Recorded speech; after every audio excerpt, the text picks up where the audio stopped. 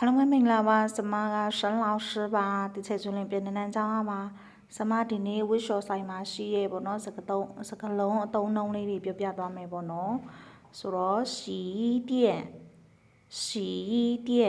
ဝစ်ရှော်ဆိုင်နော်洗衣服ဝစ်ရှော်တာနော်挂衣服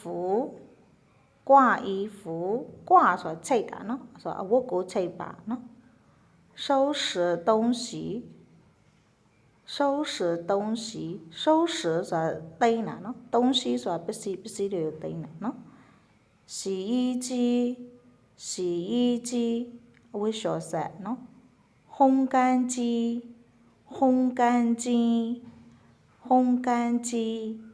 အချောင်းမုတ်ဆက်နော်熨斗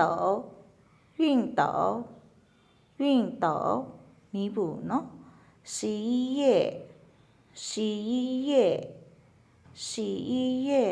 ဆက်ပြာရည်နော်အဝတ်လျှော်ဆက်ပြာရည်衣架